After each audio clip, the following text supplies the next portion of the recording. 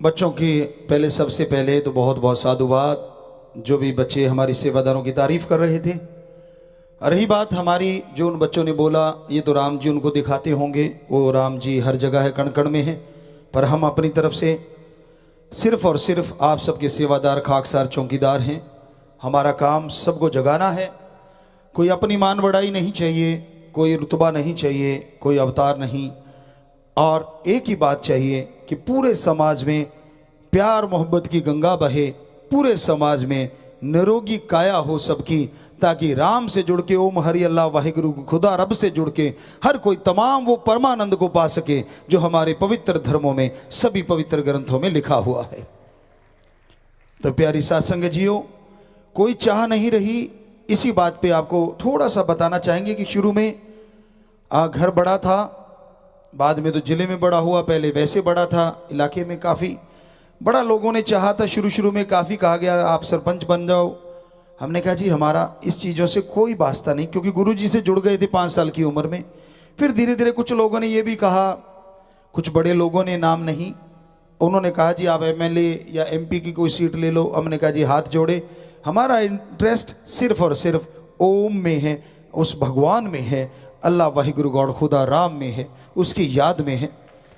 और भला करना हमारी फितरत थी, क्योंकि हमारे फादर साहब भी करते थे। नेचुरली गुरुजी से जुड़े तो गुरुजी के देख के तो कहना ही क्या, उनका तो कोई तुलना हो ही नहीं सकती। तो उन्होंने जो शिक्षा दी उसके अकॉर्डिंग भला करते रहे वहाँ पे। फिर आश्रम में आए तो हमारा कल भी यही मकसद था, आज भी और कल भी रहने वाला है कि भाई हमारा फर्ज एक चौकीदार की तरह, एक सेवादार की तरह पूरे समाज की सेवा करना है। हम तो आपके नौकरों के भी नौकर हैं, क्योंकि वो भी अगर हमें कहेंगे कि हमारे लिए प्रार्थना कर, दुआ कर, तो यकीन मानिए हम उनके नौकर बन के भगवान के चरणों में दुआ करेंगे, अरदास करेंगे, प्रार्थना करेंगे। हमें मान बढ़ाई की कोई चाह कभी नहीं रही। ऊंचा बैठना मजबूरी हो जाती है, क्योंकि सामने वाले जितने भी लोग होते हैं, क्योंकि विज्ञान के स्टूडेंट भी हम रहे, मनोविज्ञान है कि बोलने वाला दिखेगा नहीं तो सुनने वाले उठ के देखेंगे जरूर, हलचल मच जाती है। दूसरी बात धर्मों की बात, धर्मों में लिखा है कलयुग में जब लोग ओम हरि अल्लाह वाहिगुरु राम का नाम सुनेंगे तो वो देवी देवता उनमें दर्शन देंगे या भगवान जी दर्शन देंगे। तो आपके दर्शन करने के लिए भी हम ऊंचे बैठते हैं, और हमें कोई मान बढ़ाई की चाह ना थी ना है। समाज भलाई का जुनून कल भी था, आज भी है और आगे बढ़ता ही रहेगा। ये तो दिमाग में है कि समाज का भला करना है, हर तरीके से करना है। कोई चाह रख के नहीं, कोई बड़ाई रख के नहीं, कोई झंडा लहराने का नहीं, कुछ ऐसा करने का नहीं। बस एक ही मकसद, समाज का भला करना है। हर धर्म मजहब जात के लोग अपने अपने धर्म को माने, ऊंच नीच का भेदभाव मिट जाए, हर कोई प्यार से रहे, कोई नफरत ना करे, कोई झगड़ा ना करे। बस ये मालिक से हमेशा दुआएं करते रहते हैं कि गुरु जी ने यही प्यार मोहब्बत का मार्ग हमारे लिए बनाया है। उन्होंने साफ लिखा है, इस जन्म में ये 2 काम करो, एक नाम जपो और प्रेम करो, किसी जीव का दिल ना दुखाना कभी, मौत याद रखो मालिक से डरो। इसमें पूरा सच्चा सौदा का मिशन आ जाता है। इस जन्म में ये 2 काम करो। पहला, राम ओम अल्लाह वाहिगुरु गॉड खुदा रब का नाम जपो। दूसरा, उसकी बनाई सृष्टि से निस्वार्थ भावना से प्रेम करो। किसी जीव का दिल ना दुखाना कभी, किसी का दिल ना दुखाओ, टोंट ना मारो, चुगली निंदा ना करो, बुरा ना कहो किसी को, किसी के बीच में से बात मत निकालो। तो किसी जीव का दिल ना दुखाना कभी। हाँ, अगर आपके वचन टूट रहे हैं और आपको लग रहा है कि भाई इसका दिल दुखेगा, तो वो आपकी सोच है, मन की सोच है। वचनों पे ठोक के पैरा देना चाहिए। उसके अलावा अपने कर्मों से कभी किसी का दिल ना दुखाओ, किसी जीव का दिल ना दुखाओ कभी, मौत याद रखो मालिक से डरो। कि इस दुनिया से जाना है, और डरने के लिए ओम हरि अल्लाह वाहिगुरु गॉड खुदा रब एक ऐसी ताकत है, शक्ति है, जिससे हर किसी को डर के ही रहना चाहिए। तभी जिंदगी में खुशियां आती हैं, तभी अहंकार चला जाता है, दीनता नम्रता आती है। तो इसलिए भक्तजनों, आज सतगुरु मौला का वो महीना चल रहा है जिसमें उनको गुरगद्दी पे बिठाया गया, शास्त्र नाम जी दाता रहबर को। और अभी आपने तस्वीर भी देखी उनकी, हमारे पीछे भी उनकी तस्वीरें रहती हैं। साईं जी ने गुरगद्दी पे उनको बिठाया और दाता रहबर हमारे मालिक गुरगद्दी पे आए, जो कि फोटो आप देख रहे हैं, शास्त्र नाम जी दाता रहबर। और उन्होंने फिर एमएसजी बनाया। अपनी सेवा के लिए ये शरीर तैयार किया और आज वही करवा रहे हैं, कल भी वही करवा रहे थे और आगे भी वही करवाएंगे। रही बात, कई लोग सोच लेते हैं संतों पे ऐसा क्यों होता है, विधि का विधान सदगुरु का खेल होता है, वो जाने उसका काम जाने। रजा में राजी सो मर्द गाजी, रजा में रहना फकीरों का काम होता है। जैसा वो राखे, जैसा वो नचाए, कठपुतली वैसे नाचती है, तो हम तो कठपुतली से हैं। राम जी हमारे शास्त्र नाम शाह मस्तान जी जैसा चला रहे हैं, भगवान वैसा चल रहे हैं। फर्ज है, कर्तव्य है, सच बोल के आपकी सेवा कर सकें, ये जिंदगी भर जुड़ा रहेगा। और कोई चाह, कोई इच्छा दिलो दिमाग में नहीं है, बस समाज का भला हो, समाज खुश रहे, ये मालिक से दुआ करते रहते हैं। तो अभी आपने एक भजन सुना, प्यारा प्यारा म्हारा गुरु जी, दोना जहां से न्यारा है म्हारा गुरु जी।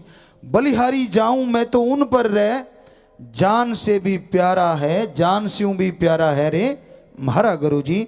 शाह सतनाम मस्तान जी म्हारा गुरु जी, जान से प्यारा है म्हारा गुरु जी। तो हमारे अपनी बात कही, आप सबकी अपनी अपनी बात है, हकीकत है, ये वास्तविकता है कि हमें जान से भी प्यारे हैं हमारे सतगुरु राम। शास्त्र नाम शाह मस्तान, सब जान उनकी है, ये शरीर उनका है, तन उनका है, जुबान उनकी है, कदम उनके हैं, चलाता वो है, शरीर उनका है, रूह उनकी है। क्या क्या बताएं, इस जिस्म में मेरा कुछ भी नहीं, सब कुछ उनका है। तो अकेली जान नहीं, वो जैसे चलाते हैं चलते चले जाते हैं, यहाँ रखते हैं रहते चले जाते हैं, जो बुलाते हैं बोलते चले जाते हैं, जो कहलवाते हैं कहलवाते चले जाते हैं। और सबसे बड़ी बात, जान से प्यारे हमारे बच्चे करोड़ों इसलिए कहते हैं कि जो वो कहलवाते हैं ये मानते चले जाते हैं, और इनकी झोलियां सतगुरु मौला समुद्रों की समुद्र रहमतें भेज के, कृपा दृष्टि भेज के भरते चले जाते हैं।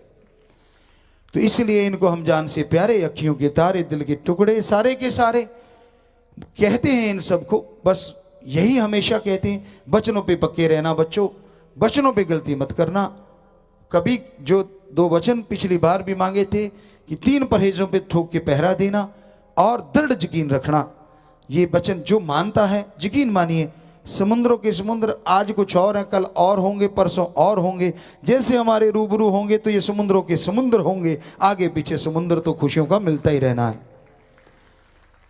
तो यानी सत्संग में आप सामने आ गए तो आना ही होगा, आते हैं आप तो वो एक अलग बात बन जाती है। वैसे आप रहते हैं समाज में तो भी मालिक समुद्र आपकी तरफ खुशियां भेजते रहें कि ये वेव्स होती हैं, ये रेज होती हैं, ये किरणें होती हैं, यहां राम का नाम लिया जाए वहां भगवान जी खुद आ जाते हैं। और पीर फकीर उनकी उपमा करे, उनको बुलाए, तो ये हो नहीं सकता कि मालिक राम सबके अंदर आके ना बैठ जाए, क्योंकि अंदर तो वो है, पर वो जहरा रूप में भी फिर खुशियां बांटने लग जाता है, दर्शन देने लग जाता है।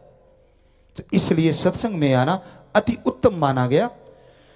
तो आगे हमने बोला, गुरु जी मिलिया रे रू तन खिलिया, जुगा स्यों मुरझाया म्हारा रे, रुलती खाक ने दाता छाती स्यों लगाया, ऋण किया उतारू मैं थारा गुरु जी। कि ऋण नहीं उतार सकते अपने परमपिता परमात्मा का, सतगुरु मौला का, जिसने नरक जैसी जिंदगी को स्वर्ग से बढ़ के बनाया। ऐसे आज 6 करोड़ बच्चे हैं जिनमें मोस्टली ऐसे नौजवान 60-70% हैं 6 करोड़ में, जो नशे से जुड़े हुए थे, नशे की वजह से बर्बाद हो गए थे। घर नरक बन गया था, जायदाद घर परिवार सब बिक चला था, शरीर खत्म हो चला था। ऐसे ऐसे बच्चों ने हमें ऑनलाइन भी दिखाया, पहले भी आया करते थे, मिला करते थे, आज भी दिखाते हैं कि उनके शरीर की नाड़ियां काली पड़ गई, क्योंकि इंजेक्शन एक लगाने में कितना डर लगता है। हकीकत है, इतनी लंबी सुई देख के डर लगेगा ही लगेगा, अंदर जाएगी, माइंड पहले ही सोच लेता, गड़बड़ हो जाती है, दर्द होना शुरू हो जाता है बिना सुई चुभाए। और वो रोज अपनी नाड़ियों में कितने कितने इंजेक्शन ठोकते हैं, या जो भी वो गोलियां वगैरह लेते हैं, या किसी भी तरह का नशा करते हैं। अरे मेडिकल साइंस में भी शायद ही कोई दवाई बनी हो, खास करके इंग्लिश दवाइयों में, जिसका साइड इफेक्ट ना होता हो। बड़ा मुश्किल है, कुछ ना कुछ साइड इफेक्ट होता रहता है। तो ये तो वो नशा कर रहे हैं जिसका 100% ही साइड इफेक्ट होता है। फायदा सिर्फ इतना, थोड़ी देर के लिए उनको लगता है मैं मदहोश हो गया, मैं सारा कुछ भूल गया, मेरे गम चिंता टेंशन चली गई। नहीं बच्चों, ये आपका भ्रम है। गम चिंता गई नहीं, बल्कि आपने और बढ़ा ली। जितनी देर नशा है आप उसको भूलना चाह रहे हैं, लेकिन कई बार नशे में वो दुगनी चौगनी भी हो जाती है। ना सोते बनता है, ना लेटते बनता है, ना बैठते बनता है, ना चलते बनता है। और एक दिन ऐसा आ जाता है चाहूं और बर्बादी हो जाती है। कल हम राजस्थान से जुड़े हुए थे, वहां भी बच्चों ने बताया एक जगह कि गुरुजी यहां ऐसा ऐसा नशा करते रहते हैं, फिर सब कुछ बर्बाद हो जाता है और लास्ट में कई बच्चे आत्महत्या कर गए। बड़ा भयानक दर्द हुआ और राम जी से प्रार्थना की, हे मेरे मालिक, हे मेरे ओम हरि दाता रहबर, कृपा कर, सब तेरी औलाद है। तूने ये जड़ी बूटियां पैदा की होंगी कि आने वाले टाइम में इंसान से फायदा लेगा। कैसा फायदा? ऑपरेशन करते हैं तो शरीर में ऐसा नशा जिससे थोड़ी बेहोशी आ जाए, दर्द ना हो, सिर दर्द हो रहा है कि ताकि थोड़ा वो दवाई लें, पेन किलर लगभग नशे के रूप में ही होता है लगभग, कि वो कुछ देर के लिए हटेगा, टेंशन फ्री होगा तो ठीक हो जाए। तो इसलिए ये जड़ी बूटियां पैदा की गई। पर हे मेरे राम, तेरे इस बंदे ने, तेरे इस इंसान ने यहां आते ही तुझे बुला के शैतान का रूप धारण कर लिया और उन जड़ी बूटियों को इतना बिगाड़ा कि बहुत तरह के उसमें से नशे पैदा कर लिए, जिन्हें खा खा के बेमौत ये मर रहा है। कई लोग कहते हैं जब लिखी है तब जाना है, लिखे होते हैं श्वास, समय नहीं लिखा होता। नॉर्मल आदमी एक दिन में 16 से 18 श्वास लेता है, एक मिनट में, और दिन में उसके अनुसार कैलकुलेशन हो जाता है। पर जब नशा कर लेते हो तो वो एक मिनट में 16 की जगह 32 भी हो सकते हैं, 25 भी हो सकते हैं, 36 भी हो सकते हैं, क्योंकि बाद में वो इतना शरीर को खोखला कर देता कि सांस धौंकनी की तरह चलते ही रहते हैं। शरीर के अंग जो भगवान ने इस तरह से फिट किए हैं कि उतने श्वास में वो सही चलते हैं। और जब श्वास अपनी स्पीड पकड़ लेते हैं, ब्लड प्रेशर बढ़ने लगता है, दिल के साइज बढ़ने लगते हैं, तो फिर सारा शरीर डैमेज होने लगता है, अंदर से खत्म होने लगता है। जिसकी वजह से एक मिनट में अगर 16 श्वास लेते 100 साल उम्र थी और 32 ले लिए तो वो 50 रह गई, और 50 थी तो वो 25 रह गई। और फिर आत्मघाती महापापी। भगवान ने शरीर सर्वश्रेष्ठ दिया है, मनुष्य का शरीर सर्वोत्तम, और इस शरीर में अच्छे कर्म करने थे। कर रहे हैं बच्चे, बहुत से बच्चे कर रहे हैं। अपने देश में ले लो, पूरी दुनिया में गेमों में झंडे लहरा रहे हैं, साइंस में झंडे लहरा रहे हैं। यकीन मानिए बहुत से देशों में हमारे देश के साइंटिस्ट हैं जो उन देशों को तरक्की पे ले गए। तो बच्चों में ऐसे बच्चों की गिनती कम हो गई है और ज्यादा बच्चे नशे के गुलाम होते जा रहे हैं। जगह जगह पे नशा बेचने वाले जहर बेच रहे हैं। हम हाथ जोड़ के उनसे प्रार्थना करेंगे, हमेशा कर रहे हैं कि बेटा नशे के व्यापार की जगह कोई अच्छा व्यापार कर लो। राम जी से प्रार्थना करेंगे आपके उस व्यापार में वो आपको चौगनी दुगनी खुशियां बख्श दें, दुगनी बरकतें बख्श दें, आपका व्यापार चौमुखी फैले। आप कहते हैं मैं तो कुछ भी नहीं, मैं तो शुद्ध शाकाहारी हूं, चींटी भी नहीं मारता। नहीं मारता होगा जहरा तौर पे, लेकिन इनडायरेक्टली लोगों को जहर देके कितनों को मार रहा है, ये कभी तूने कैलकुलेशन किया है? हे नशे के व्यापारियों, हे दुकानदारों जो नशा रखते हो, हाथ जोड़ के प्रार्थना।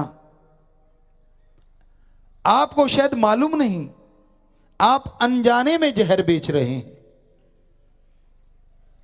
फिर आप कहते हो कि भाई हमें कौन सा इसका फल मिलना है। जहर आप दो, फल पड़ोसी को नहीं मिलेगा, आपको ही मिलेगा। और हमसे लिखवा के ले लो, जैसा कर्म कोई करता है वैसा फल उसे भोगना पड़ता है।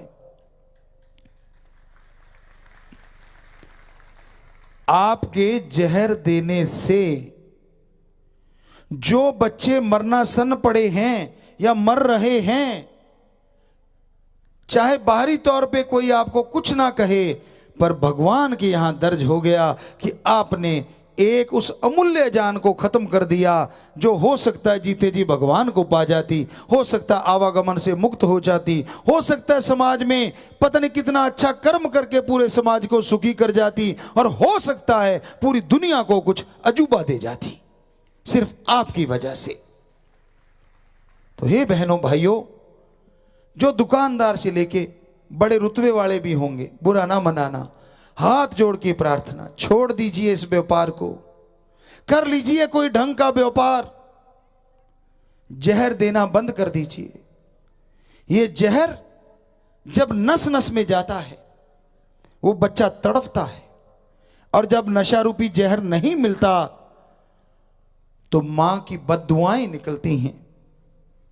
और कहते हैं, ये धर्मों में लिखा है, हमारे पाक पवित्र वेदों में, पाक पवित्र कुरान शरीफ में, पाक पवित्र गुरबाणी श्री गुरु ग्रंथ साहब में, पाक पवित्र बाइबल में, सभी पवित्र धर्मों की पवित्र गुरबाणी में जो लिखा है संत पीर फकीरों का, ऋषि मुनियों का, एक एक अक्षर सच है कि अगर आप किसी को जहर दोगे तो उसकी मां, उसके परिवारजन जो दुआएं या बद्दुआएं देंगे वो यकीनन लगेंगी, काम जरूर करेंगी। थोड़ा आगे पीछे हो सकता है लेकिन उसका असर लाजमी होगा और आपको भोगना पड़ेगा। तो बद्दुआओं की बजाय आप दुआएं लें, शराब की जगह आप आशीर्वाद लें, अच्छे कर्म कीजिए। बहुत सामान है दुनिया में बेचने को, एक यही सामान तो नहीं। पर कई सज्जन कहते हैं इसमें पैसा बहुत जल्दी आता है और बड़ा आता है। हमें बताया बच्चों ने, आता होगा, हमें तो पता नहीं इन चीजों का, क्योंकि हमने तो नशा चख के नहीं देखा। धर्मों में लिखा है नहीं करना चाहिए तो नहीं करते, कई बहाने बना बना के करते हैं, यानी अलग अलग फॉर्म में कि यार हीरोइन का तो कहीं जिक्र ही नहीं मिलता, इसको खा लो। समय का कहीं धर्मों में जिक्र नहीं। अरे नशे का मतलब नशा है, धर्मों में नशा मना है, उसका अलग से नाम एक दो धर्मों में लिखा है जो पुरातन समय में मशहूर थी। जैसे मान लो शराब, जिसे कुछ भी रूप में कहा जाए तो वो धर्मों में लिखा गया, लेकिन उसका मतलब तो यही हुआ ना, अगर ढंग से निकालोगे नशा मत करो। फिर भी आप कहते नहीं नहीं शराब शराब छोड़नी, बाकी कर सकते। ये कौन से पीर पैगंबर ने कहा, किस संत महापुरुष ने कहा? सभी ने नशा रोकने के लिए कहा था। हमने दंग रह जाते हैं जब धर्मों को पढ़ते हैं। वहां लिखा है आपसी बहसबाजी नहीं करनी, झगड़े नहीं करने, दूसरे को बुरा नहीं कहना। हैरानी होती है कि जब धर्मों में इतनी बढ़िया बढ़िया बातें लिखी हैं, आज समाज किधर को जा रहा भाई, किस और जा रहा है? मैं सही हूं बाकी सारे बुरे हैं, मेरा धर्म सही है बाकी सबका गलत है। कहां, किधर, कहां लिखा है ये चीज कि दूसरों की निंदा करो? हर धर्म रोकता है, हर धर्म बोलता है, पर अमल नहीं करता इंसान। अमल करो। और धर्म में क्या लिखा है, बिन अमलों के आलमा इल्म निकम्मे सारे। जब तक अमल नहीं करते, जब तक ज्ञान जोगी नहीं बनते, कर्म करने का फायदा नहीं। कैसे? आप सोचते हैं कर्म करने से सब कुछ मिल सकता है? नहीं जी नहीं। कर्म का मतलब कार्य करना, आज की सीधी भाषा में। तो कार्य आप गलत भी कर सकते हैं। आप कसाई बन के बकरे काट रहे हैं, कहते मैं तो कर्म कर रहा हूं।